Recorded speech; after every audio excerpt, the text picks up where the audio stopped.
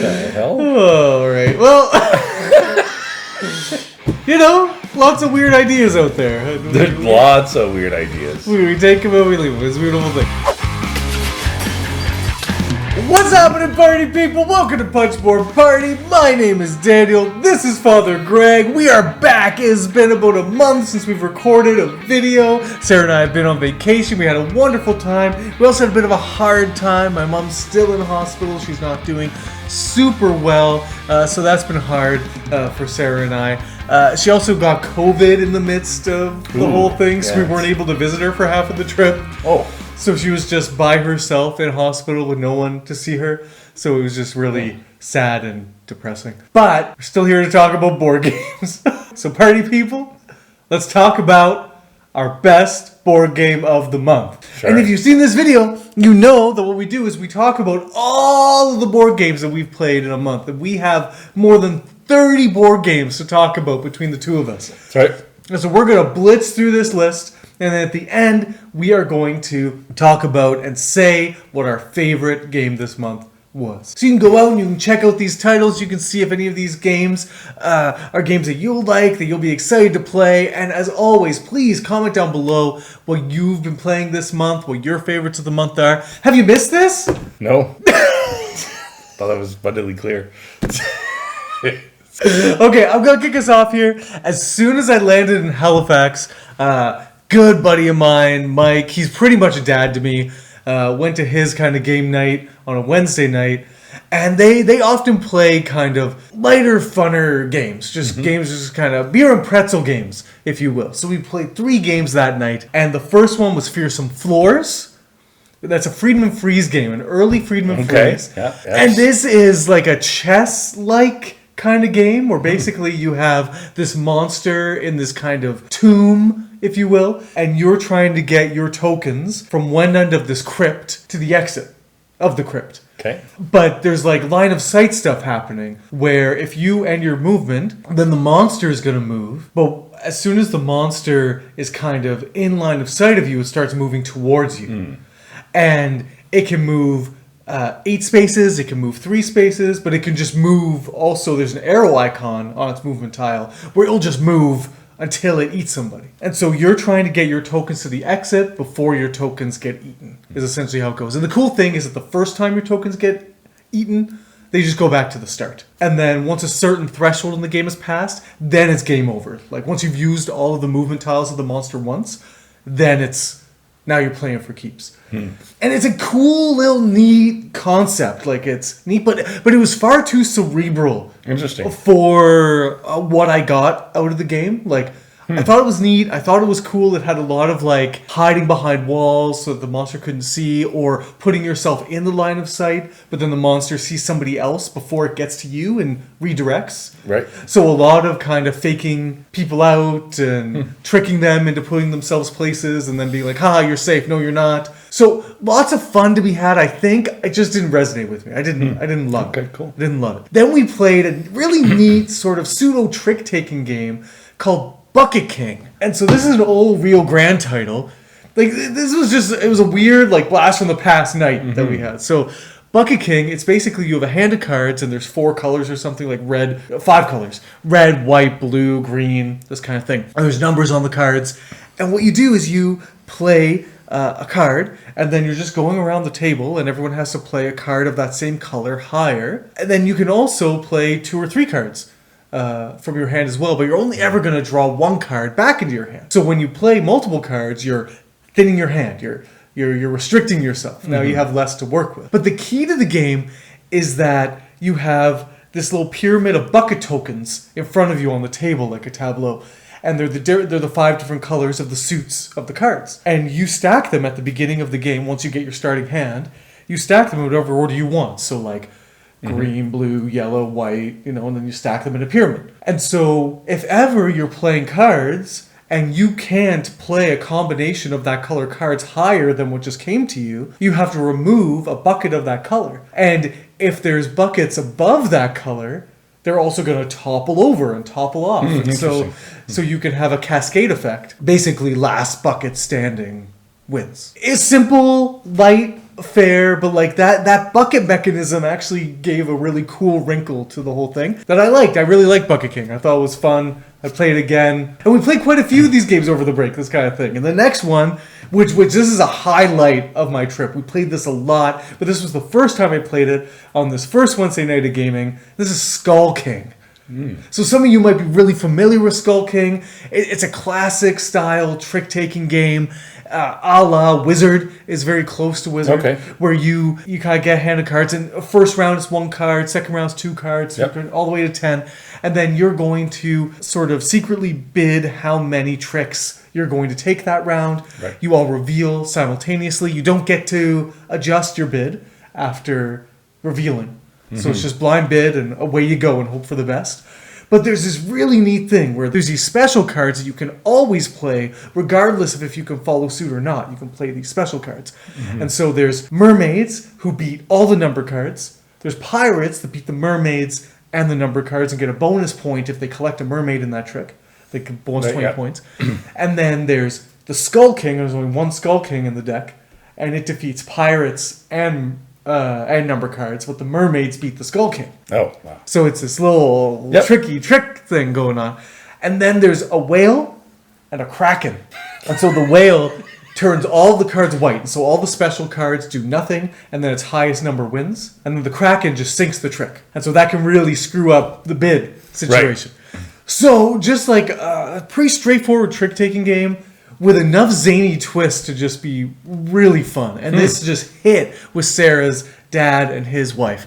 And it just like, we played it a lot. We really like got into it. Like, this is just fun. And like when you play with people who play it a lot, it can get really sort of nasty. And you know, they kind of come after you if you're doing pretty well and things like that. So those were 3 pretty light, fun games. Fearsome Floors, Bucket King, hey, Skull King, That's funny. I like tricking games, but I've never heard of any of those 3 games that you just mentioned. Yeah. Well, Fearsome Floors is not a trick-taking game. Right, but I like chess too, so. Cool. My first game that I played this month was a game that I also played last month, which is Mandala. Okay. So I played another version of Mandala. I just love this game. It's short, like it doesn't take 15 minutes to play. It's just a nice 2-player, just like you're either kind of vying for control of a mountain, or you're like adding to the stuff that's in that mountain, like the stuff that you're going to get out of it. And so there's just like this tension between like, oh, I've got all these cards. Do I want to put them to try and control this region, or do I want to try and like put things into the region so if I win it, I get more out of it. Just trying to really plan about like each person has different values to their cards. So black might be worth 6 points for you, but they're only worth 1 point for me. So it's like a mountain that's got a bunch of black in it. And I'm like, well, I can't give that to you, but I don't really want it either. It's only 1 point for me. So like, how do I navigate that, that road kind of carefully? And yeah, I still need to try this out. So our vacation games we talked about, right? Right. And so I brought Llama, and that was my vacation game of choice, right? To play with anybody. And so we played it. I played quite a bit over the break. But even though Skull King became my vacation game of choice, I didn't own it before I went on the trip, but then it was given to me, and that became the game. But Llama still got played. And I played with my aunt, and she liked it. Played with my buddy Matt, he liked it. I played it with some other gamer friends, and they liked it. It was nice to kind of cool off from a game night. So Llama struck wherever it was played, but it's definitely like you're not being strategic in Llama. Right. You're just playing cards. You're just playing things out, hoping for the best. But it has this like seductive thrill where you're like, I don't think I'm doing anything, but you feel really good when you win. That's right. So Llama's still good in my books, man. It was a good time. So yeah, played some Llama. The next game I played was a game that's been on my kind of wanna-play list for some time. It came out a few years ago, I think 2018, but it was just nominated for the Spiel this year. Oh, weird. And so he found it in the store. I picked it up, and I played Cryptid. And I really enjoyed Cryptid. It's just a really interesting concept. Like, I've played a lot of deduction games. I like deduction games. But this kind of like, just the process, like how this game is planned, just kind of really amazes me. Like, this idea that you lay out this board and you're given like 3 clues, at least in like a 3-player game. There's like 3 clues, and there's only one spot where all of those clues are true. Like on this huge board, like of all these different spots, and you're trying to like figure out what that one thing is. And, right. and trying to like mislead people as to what your clue, because sometimes you have to give away information. You have to like tell people it can't be here or it could be here. And so like figuring out what information you want to give away and how best to give away information. Just a really interesting game. It didn't take us long to play. Like how many does this play? From 3 to 5. Oh, okay. So just a really slick experience. And is it 1v many or? No, so you're all competing. You're trying to be the first guy to figure out where the cryptid. It's like a Bigfoot or a whatever like is hiding, like the Loch Ness monster or whatever. Okay. Yeah, really enjoyed it. Really enjoyed it. Okay, here we go. So the next game we played, this was a game that I've been wanting to play for forever. Had never gotten around to it. Space Base.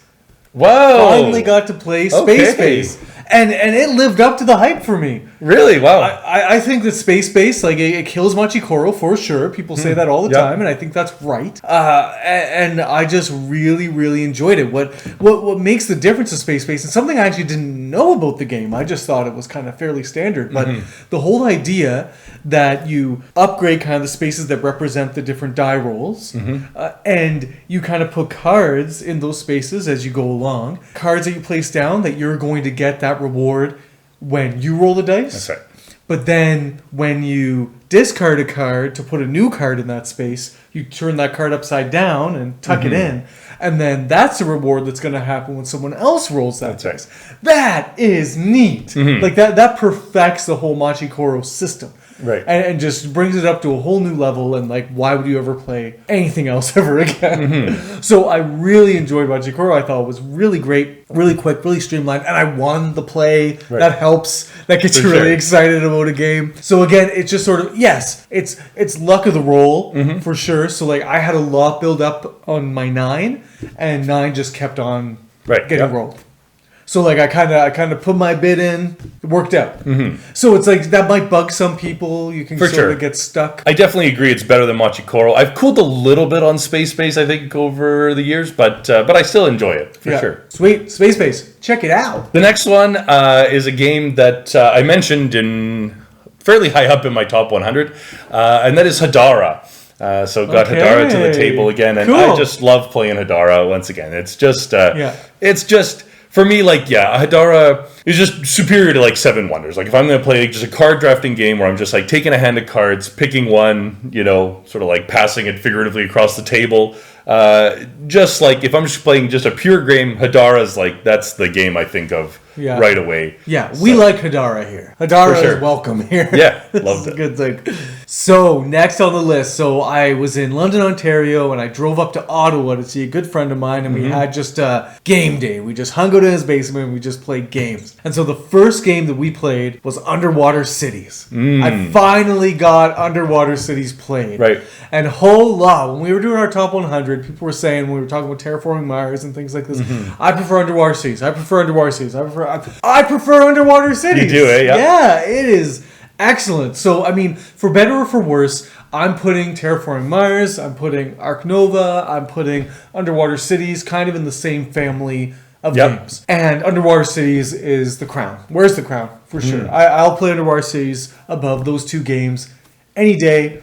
Cool. I like Ark Nova quite a bit, don't get me wrong, but like Underwater Cities is just excellent. I love me a good like worker placement card thing, right? So I thought like doing Imperium and Lost Ruins of Arnak were sort of innovative in that regard, but Underwater Cities was doing it first. It's a little different. Like, you don't have to match, but but it's if you do, vastly superior. Yeah, of course you want to match. And so I just thought it was brilliant. Just kind of this, just again a more tactical game, I would say, of optimizing your hand in the moment and just kind of making things work best you can, and then drawing up and hoping that you got some good things coming your way. And really enjoy Underwater Cities. That was a good play.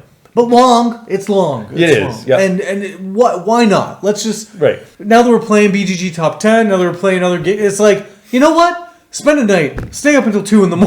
That's it's fine. We'll talk about that later. But very good. The next game is a game that I think I have a number of these sets of games, but I think they're getting better with time, and that's Unmatched. Okay. So I played a game of Unmatched. I played specifically one of the Cobble and Fog games. Okay. And I think the first time I played this game, I was like, oh, this is fun, I guess. You're just kind of fighting to the death. Like, there's this huge board and you can move around it, but I was like, why bother? I'm right next to you. I might as well just hit you. And so, like, really not using the board at all. Whereas, like, this time we played, one of the guy I was playing with, he had the Invisible Man. And so the Invisible Man plays this game of just, like, running around. Like, you can't ever find him. You can't catch him. He's always disappearing and reappearing and so on. And so it was like, it had this kind of new dimension of, like, oh, I guess the board actually matters now. And this whole idea of, like, there is this thing where, like, if your deck runs out, you start to die. You kind of suffer fatigue, like, every turn. Yes. And I've never, ever encountered that. Except in a game where, like, you play the Invisible Man, that's, like, a completely viable strategy where you just, like, run away from your opponent and he just, like, gets really tired chasing after you and he dies, you know?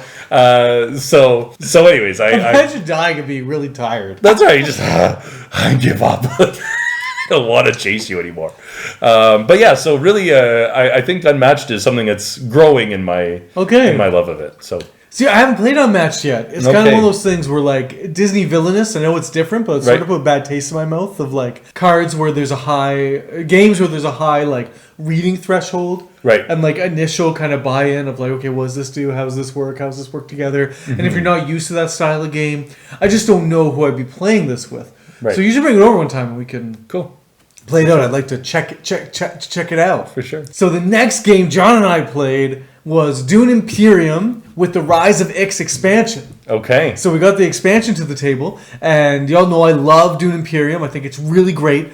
Here was the thing. The expansion adds... it kind of changes the board a little bit. So it changes kind of the spaces where you get some money a little bit and where you can kind of exchange money for spice. Mm-hmm. And it does this kind of weird track thing where when you do the action, it moves you up on this track. And then when you do the action again, it moves you further up on the track. But you choose whether you come down the track or whether you go up the track. When you come down the track, you come all the way down and activate all of the rewards on the way down.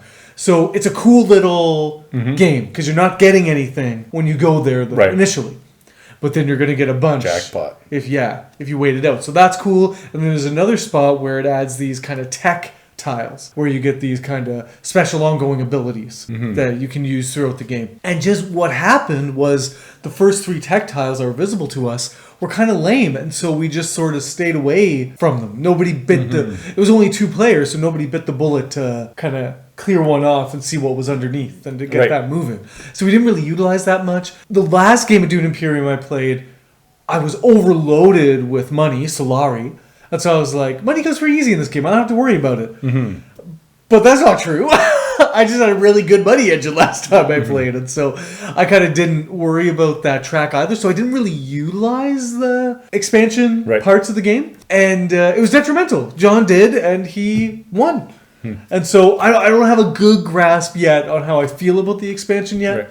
I feel like it's a very similar game. Like it doesn't change the feel of the game dramatically. But I want to play it a little bit more. Rise of X expansion, pending approval. My next game is a game that I did also mention last month, and that's Foundations of Rome. So I got Foundations of Rome table, and I really enjoy this game. It's a solid. It's big in the box. It's big on the table. Like it takes up there's 3 big boards.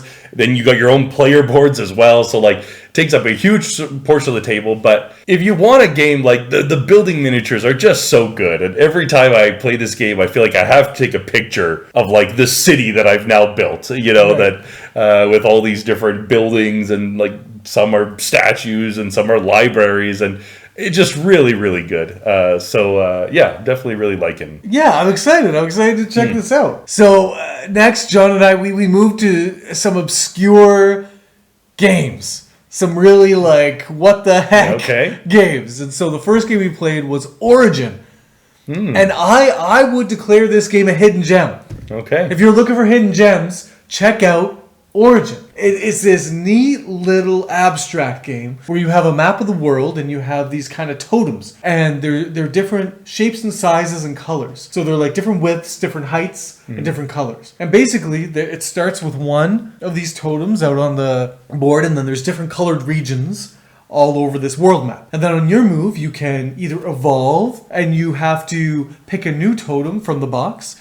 that has to have 2 of the features that totem has and 1 different. So it can be either taller or wider or a different color, but not 2 or more of that. Right. So just kind of and then you put that out, and then you have your little color bases of your player color that you put these totems on top, so you know who's who. And you're basically trying to get area majorities of different things. And when you end your turn on a certain region, you're going to get cards that correspond with that region. Some of the cards are going to give you ways to score your area majorities. Then there's cards that will give you sort of ongoing abilities. And then there's cards that'll just give you kind of these one-time bonuses that are, powerful and stuff. So fairly simple, kind of puzzly. I don't have to move from my own color. Like I can evolve from your color, and I can use your totems and things. And there's a mechanism of swapping where you swap a totem of your color with a totem of an opponent's color. It's a little... I have no clue what you're talking about, but it sounds great. Like I have no idea what... What was going on? Origin, I recommend it. Okay, my next one is a little roll and write. It was a time when there was a big roll and write craze, and I went and bought a number of roll and writes. And this is Welcome to Dino World.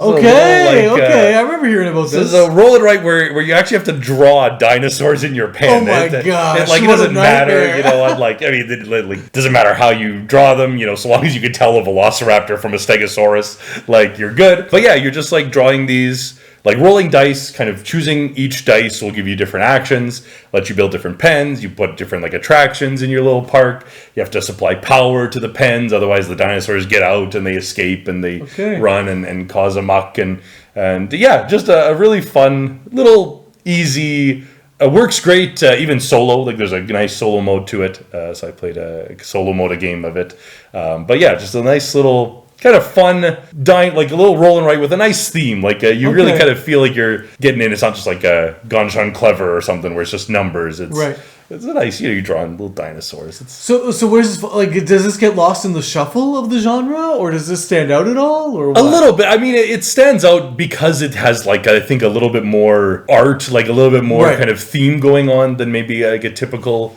sort of generic roll and write. But yeah, there's nothing really special about this game, but it does satisfy a nice little thing. It's just, I'm at home and I got 20 minutes, what the heck, we'll pull up Dino World and play a little round of it. So okay, that's cool. So John and I, we continued our quest. John lives with his sister's family, and so his nephew Dominic really wanted to play a game with us, and so did his dad. So we played Dojo Kun. What the? Yeah. So this is an ambitious game that does not hit the mark. But the whole thing is take fighter games like Street Fighter and Tekken. So it just takes all of these things and these properties and it's just all knockoff characters.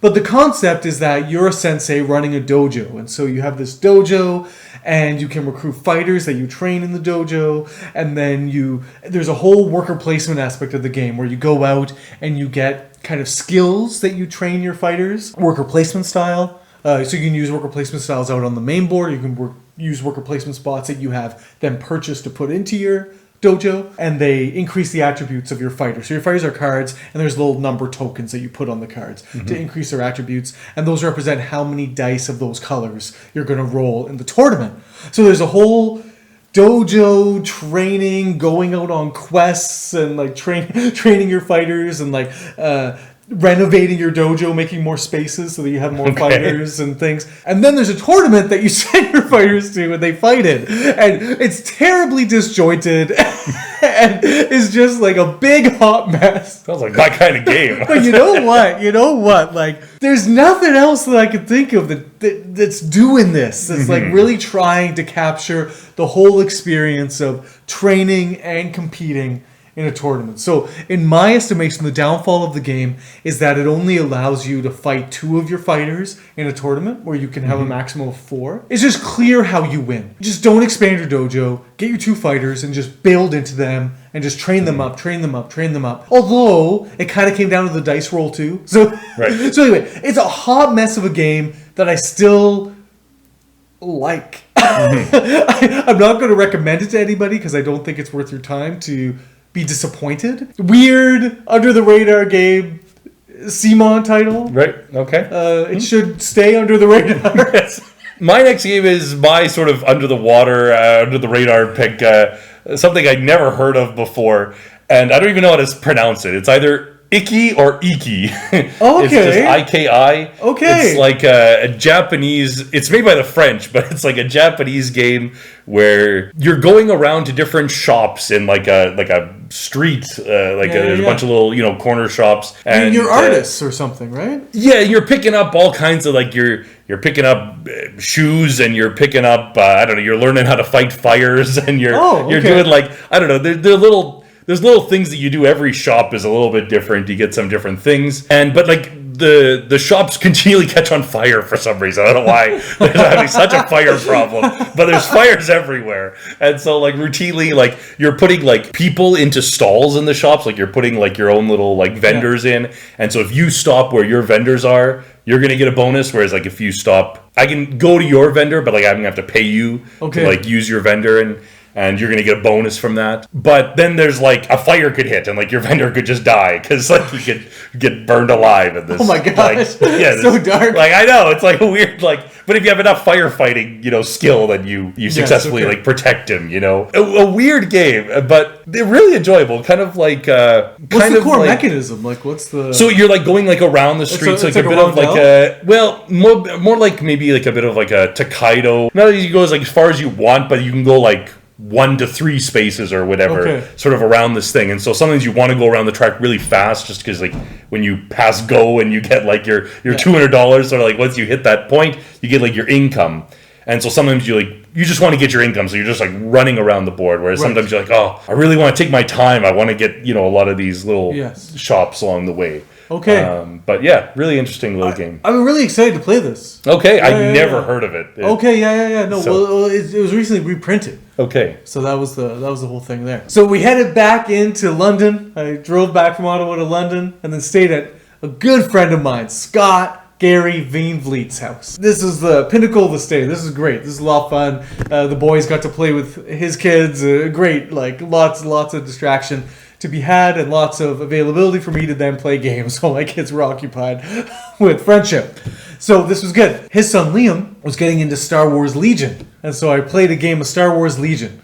Okay. Have you heard of this? No. So this is a Star Wars miniatures game. Okay, yeah. So you have your troops out. There's not really a board or a map or anything. You just kind of set everything up, and you have these plastic sticks that you use to measure. I've never played a miniatures game before, and so this is my first foray into miniatures game. And after playing Star Wars Rebellion, the Star Wars theme, this I would say is a nicer entry into if you want kind of a Star Wars feeling thing that plays relatively quickly. Star Wars Legion is a good time. I mean, I wouldn't go all my way to play this. I just don't love the style of play. It seems fairly. You're just I'll try this. Roll. I'll try this. Roll. Yay!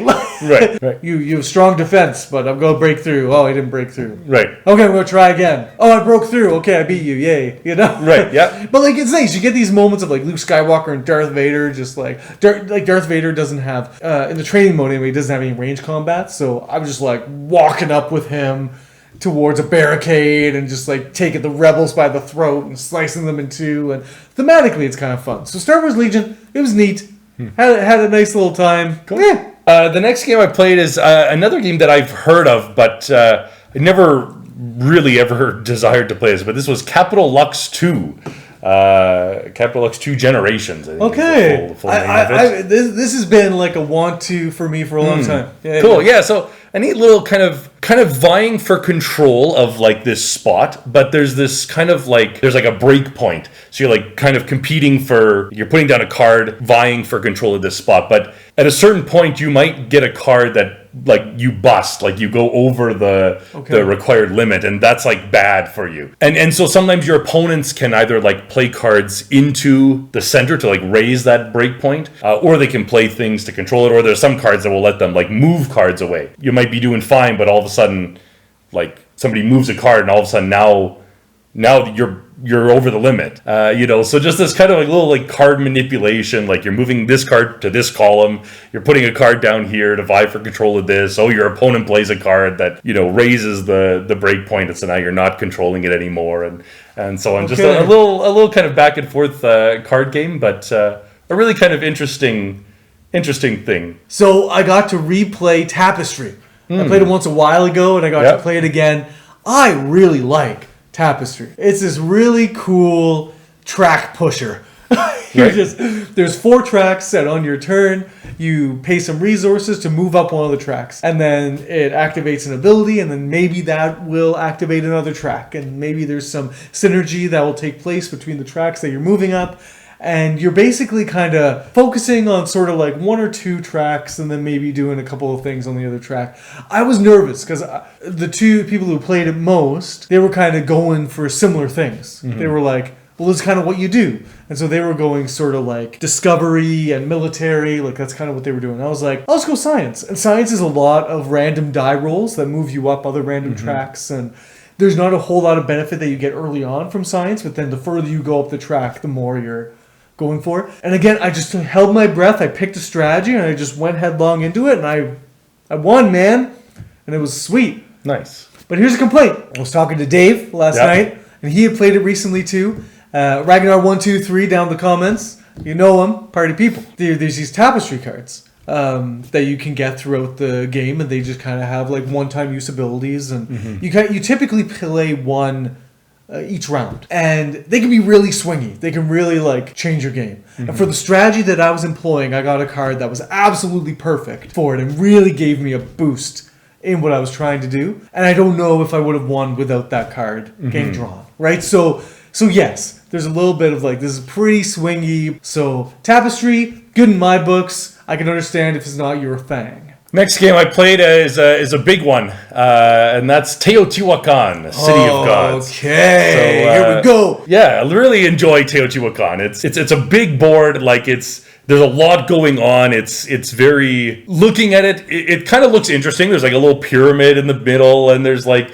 this kind of, but then like you also like look, and there's just like iconography everywhere, and there's different tracks, and there's different dice that you're just like moving around. But it's just a really interesting concept. You take a dice, you move it 1 to 3 spots, and you do the action that's on that spot. Now there's like 8 different actions, and so it's the continual problem of like a worker placement game, which is, now I'm going to explain what all the 8 spots do, and that's going to take a while. But once you kind of get into the idea, once you like sort of figure it out, and then you go in, and then your dice get powered up, so like they all start as 1s, but then like they grow into a 2, and they grow into a 3, and they grow into a 4, and when they get to those spots, they'll be able to do that action to a higher degree, until they get to 6, and then they die, and they like ascend or into heaven or something like that, and then they're reborn though as like another 1, but you get this bonus. But you're like, do I want to lose by 6? Like, he's really good. I don't want him to, die right away. I want to hold on to him for a little bit longer, as opposed to, but like you get this bonus, and so it's like, oh man, maybe it is time to start ascending these guys. So yeah, sweet, just chunky euro, a chunky euro. Yeah, there you go.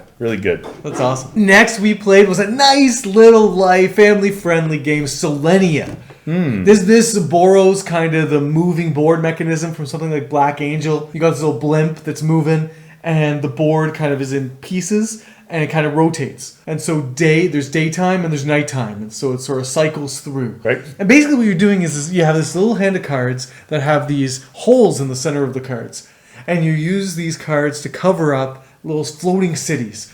And the cities will give you a resource for doing that, but it'll also give you a bonus once that card comes off of the board. And basically what you're doing is contract fulfillment in its simplest variety, where you have to play adjacent to cards you've already played or next to this airship. And some of the cards you play will move the airship, and so move cards off and give people resources and things. Or cards you play might not move the ship. And so you're kind of... there's not a lot of decision space here, but there's enough to kind of fill in a nice like half hour. Right. So really like Selenia. My next one is another game I picked up recently, which is Honey Buzz. Okay. So I've heard lots of good buzz about this game, and so I was like, I should get this. And Yeah, it doesn't disappoint. The production, I just got the basic version. I know there's like an upgrade, like you can get like upgrade kits, but even the basic version has this delightful honey. It's like this gooey, I don't know, plastic stuff. I don't know what it is, but it just is so tactile. It's tactically satisfying. That's I don't know what the word is, but it's very fun to play with. And it's cute. You're putting bees. And ultimately it's kind of a puzzle game. You're taking these like honeycomb tiles and you're trying to build a honeycomb, and you're just trying to like every time you kind of create like a space around and there's like an empty spot in the middle, you get to like activate your honeycomb, and so then you'll get all these little bonuses. You'll produce honey, you'll sell the honey, you'll send your bees out to go get some more nectar to be able to produce more honey in the future, and you're fulfilling contracts. It's just like a kind of an economy game. You're producing resources, you're selling them, getting victory points. Well, what weight is this? Like I rate games maybe weightedly differently, but it's a medium weight. Okay. Yeah, medium, maybe even medium low, depending if you play really heavy games. Because deceptively it looks like a nice family game, but I feel like mechanically this is kind of a little bit going on. Like there is a little bit. It's not entry level, but it's not that complicated. Medium, I would say. Next, I played is a nice under-the-radar Kickstarter game and went Town Builder Converted is what it's called. And this is just a nice little tableau builder. Just cards, and you basically on your turn, there's a row of cards, and you can take a card as a foundation, and so you put it on its side.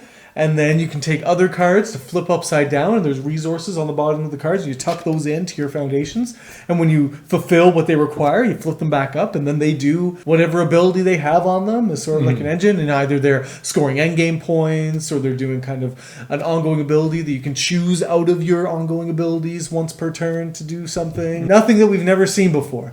Just like nice, quick, snappy, tension-filled, of like kind of a bit of a race to get certain conditions filled that are out there, and like once someone fulfills that condition, then that point opportunity is gone, and you're just kind of racing until the deck runs out once, then you play one more turn, and boom. I really enjoyed it. I thought it was fantastic. I like to play this game, but it's nothing special. But I like it a lot. My next game, I played this game. So I played it once with another person, but then I played this game probably like 7 times this month, just as a solo play. Okay. And I never played the solo version of this game. Like a lot of games, I get to the end and there's like a solo variant, and I'm like, okay, well, whatever. But I took out this game and I thought, I'm going to give this solo play a try. This is like one of my favorite solo games right now. Okay. And that's It's a Wonderful World.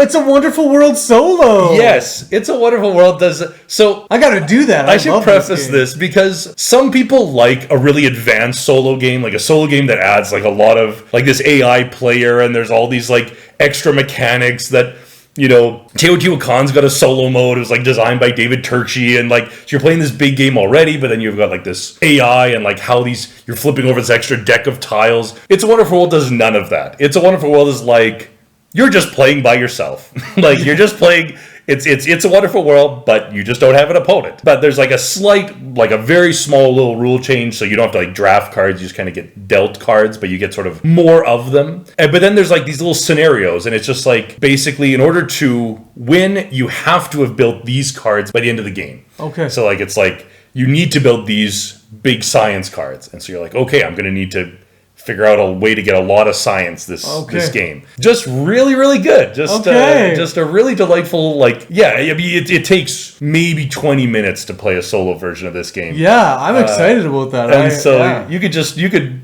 I played, like, say, probably 3 in a night, you know, just, straight in a row, just like boom, boom, boom. And okay, so this was a highlight again. This next game was a highlight for the trip. This was Cry Havoc.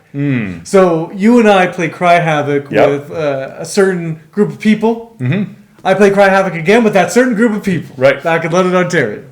And instead of you, it was Scott's brother Brad. And man, this is an awesome asymmetric dudes on a map situation. What really stands out to me about this game is that the planet that you're fighting on has like a native population that's the Trogs. They're these creatures. They kind of act alien style. They have like brooding pits that they grow out of. And they're basically everywhere. They just like, whenever you go into a region, Trogs pop up. And so if you're playing the Trogs, you have troops for days and they're just coming out, right?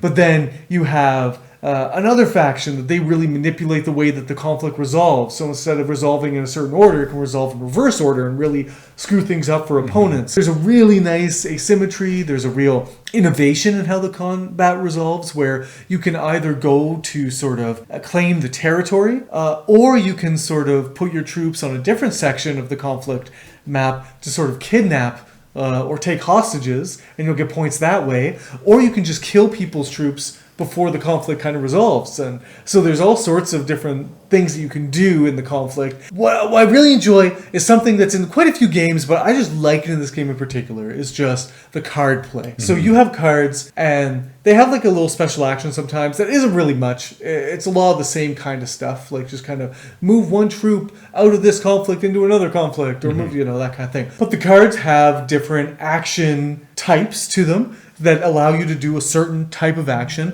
a certain number of times, or to a certain power limit. And so, to build buildings that give you special powers on the board, you have wrenches. And so when you do the wrench action, the build action, you can play as many cards with wrenches as you can. You count up all the wrenches and you do that thing that number of times. But like, do I want to use all of my wrench cards? But maybe not, because this wrench card also has a recruit action on it. And I might want to use it for that. And so I just like the decision space. Really enjoy this game. I am going to love area control dudes on a map stuff. And this is like the cream of the crop for me. Like, I don't fall for the Blood Rage hype, okay? Right. This is like quirky. You need to be a little quirky to get into my books, and this gets into my books for being a little quirky. Yeah, you're really turning over a new leaf here. Yeah. Your top 100 next year is going to be nothing but like dudes on a map scheme. Yeah, it's going to be a little insane. It's going to be a little weird. Right on. No, I did enjoy my first play of this. The combat is really neat, like the way that it kind of very much similar to like a Rising Sun or something, where there's like different things you can do in the combat, but you have to kind of like bet on those, or like invest into those sort of areas. Yes. Are you going to fight? Are you going to retreat? Are you going to whatever? All those things. It's really neat. Yep. My next game, 878 Vikings of England. Wow. Invasions of England. Yeah, that's the one. 878 Vikings Invasions of England. That's what it's called. That's a mouthful. There you go. So yeah, Academy games. I've played a number of the Academy Games War series. I think the only one I maybe haven't played is 1775. But yeah, they're great. Like there's something, I don't know. I like history, and so like there's kind of like a learning aspect. Like, I don't know, people have made like top 10 games for the classroom or something like that. I'd be like, yeah, this is a great example of that. If you want to have, it's not a learning game, but if you want to have some type of like, oh, cool, I don't know who this guy is, that's really neat. The little flavor text on the cards will explain what the person does or whatever. But 878 Vikings just has this interesting thing where the English like are just they're just sitting out in England, they're just enjoying their time, and all of a sudden this huge ship of Vikings shows up and just starts like taking over their land, and basically the English just have to like hold on, like these waves of Vikings keep coming, and at first, as the English player, you feel hopeless. You just feel like there's no way I can take over all these guys. This is terrible. But the English have like this nice like defending bonus, and so it's like as the Vikings attack the English more and more, they just get weaker and weaker and weaker until finally you can like push back against them. Solid game. I need to try these. I haven't played any of these in this series, Okay, so in our summer travels, we left London and we came back around to Halifax. And so I'm back with Mike and that original game group where we played those light games. And we started off with Cover Your Assets. And it's in the same kind of line, Grandpa Beck games of Skull King. And this is just this little game where you're looking for pairs. Kind of you're investing in like antique cars or baseball cards or homes, like housing market. And you're trying to. So basically, what you do is when you get a pair, you play it in front of you, and then the next player in turn order, if they want to, if they have a card that matches that, they can say, "Hey, antique cars." And if you don't have another antique cars to play, they can take your antique cars. Now they have a set of 3 antique cards. And then the next player, they can play an antique cars and steal it from them. But basically it goes back and forth. So it'll be like, if you have a pair of antique cars, they can say antique cars, and then they play one, and then you can play another antique cars, and so it's yours again. Now you have 4. And then you can play another antique cars, and then there's these silver and gold wild cards that they can play. And so you can have this row, and all the cards have monetary value in the top left-hand corner. And so something can get really valuable. So you can have so we had like a row of like 8 homes, which is like one of the most valuable cards in the game. With a bunch of like wilds, which are also valuable, mixed in there. And there's a huge thing. But then cover your assets is the name of the game. So then once you get another pair of something else, you cover that row, and nobody can steal that from you anymore. But they can steal the top thing again, and so then somebody else can come along and steal that, and then the most valuable thing is available again. And so it's just this tug of war, back and forth, really light, kind of silly, fun game. Had a good time with it. Right. And then we played Bruges. Okay. Oh, buddy. I owned pace. this. I liked it. Had a bad play of it. Got rid of it. I was a moody guy back in the day. Wish I didn't get rid of it because this is beautiful. I love this version. I want this old version because the new version that's coming like next month looks like crap. Looks terrible. And so I'm really longing for this. But it's out of print, hard to get. But Mike was boasting about the expansion for this game. That like, the expansion takes us up a notch. It's so beautiful. Do you want to know what this expansion does? Take a guess. A lot of great stuff. Probably just got lots of stuff for free. It just gives you crap for doing nothing. Okay, so there's these boats, And a key action in the game is building a canal. And so you build this canal around the board, and it takes a whole action to build a canal piece. It costs a lot of money to build the canal, but when you get to the end, you get a statue, and the first statue is worth 9 points, and the next statue is worth 8 points, and so it's a race to get like a lot of points. And someone was like, Stefan Feld, I guess, he was like, the canal action's a little hard, so why don't we put these boats out there so that when you do the canal action, you can get one of these bonus actions at the same time. No! I want to work hard for my canals. But here's where it goes really wrong. There's these cards that you build in the game that have one-time use abilities, okay? And you might be able to use these one-time use ability cards again if your home gets destroyed, and then that person gets destroyed, and then maybe you can get them out again or something. But by and large, you're only doing these abilities once. And they're powerful abilities. You should only use them once. But these boats, when you build a canal, you can then potentially use your one-time ability again. And Mike had a guy, everyone else had to remove a person from our play area. And so I had this whole engine built up, and he goes, yeah, remove first from your area. Oh, I built another canal, remove first from your area. Oh, I built another canal, remove. Miserable experience. Beautiful game, miserable experience. Wayne, who was playing with us, at one point, he was like, your turn, Wayne. And he was like, I don't care. Just so defeated. Like, it was just this miserable situation. But I don't take it away from the game. The game is lovely. I want to play without the expansion. I want to play it the way it's meant to play. No handouts for Dan. No! I want to work for it. All right, the next game is my second to last. And that's another game that I don't know how to pronounce. It's either pronounced limes or limeys. I don't know.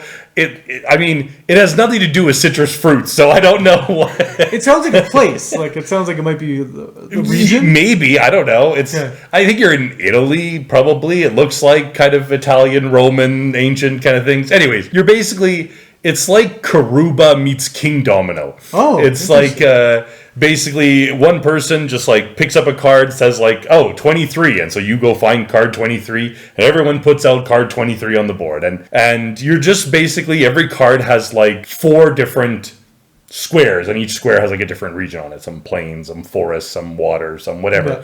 And so you're just kind of trying to like put them together. You're trying to like rotate the card and like put it so that your water touches, and then you can put like a worker onto one of those terrains, and each terrain scores differently. The plains, you just want a bunch of plains that are touching each other. The water, you want like a bunch of huts that like kind of are along the coast of the water. The forest, you want them all to be in like a line or something, or the watchtowers, you want to be able to see a lot of forests in the line. Like, you want to be able to kind of line them up so you can see lots of forests with one like watchtower thing. And so, this is an underrated gem. Like, this is a game that I had never heard of prior to playing it, but it's a really nice little just like medium light kind of just game, just little point score. But like I say, if you like Karuba or sort of King Domino, kind of just putting different tiles next to each other, creating little patterns. Limes or limeys is a great game to give a shot. Sounds great. Yeah. Sounds great. Really excited about this. Okay, my second to last game, and our last game is a together game, so we can end on a common experience. Right.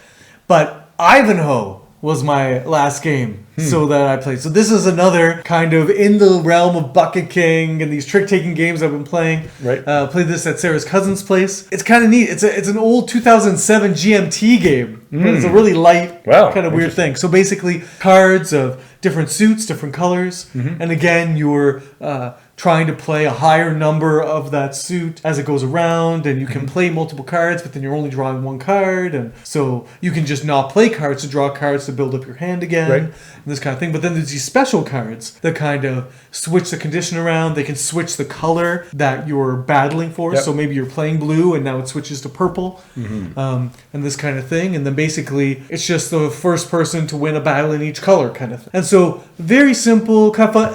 It paled for me compared to Bucket King, and essentially the same game. Bucket King had like a simple elegance and kind of a neat innovation that I appreciated more than Ivanhoe. So I'm not going to go back to the well for Ivanhoe. I'm not going to go looking for Ivanhoe. I might go looking for Bucket King. But it was nice and neat and fine. But don't kill yourself looking for Ivanhoe, but I can see the appeal. So let's talk about the last game on both of our lists that we played together. Right, we started it in July and we finished it in August, so it took us a whole month to play. But just a long night. That's right. Just a long night. Circadian's Chaos Order. Wow. This is a milestone for the channel. This is the first game that we've been given as a review copy, just the blue. I was like, yes, this is Garfield Games, baby. But these games, these Circadians games, kind of flew under the radar. I didn't really hear much about them. But Chaos Order, holy, right in my wheelhouse now, with dudes on a map, area control. Right. But this is like some chunky Euro mechanisms here. Tell us a little bit about it. Yeah, no, I was really like, when you had texted me and said like, hey, could you learn this game? I was like, what is this? Like, and then I was like, Garfield Games. Oh, dude, I love Garfield Games. I love like the West Kingdom series, but then I opened the box and was like, this ain't no West Kingdom. Like, I don't know what this is. This is something like completely different, but really enjoyed it. Like, you were expressing how, like, in Bruges, that, like, Take That was, like, really unfortunate. And, like, yeah, there's some, like, Euro games where, like, even just a little bit of Take That can be really punishing. Yes. But when you're going into a game where you're just, that's what you're doing. You're attacking other players. It's just fun. Yes. It's just fun to be going up in war. Like, I lost miserably probably again, but, like, just sending in miles of troops, even though they know they're going to die, but you might be able to get 4 victory points out of it. Yeah. And you're okay with that. Just that, I don't know, that overall feel, really good game. This is like super asymmetric in how the factions work. A couple, so each player has their own kind of style of victory that they're going after, but then there's a common victory for everybody where there's these relics that are put out all over the board. They're numbered 1 to 6, and each round, at the end of the round, a relic is controlled by a player, and that goes to that player's player sheet, gives them a little bonus. But then one of the endgame conditions is once one player controls all the remaining relics, so each round it gets easier to fulfill that win condition. For sure.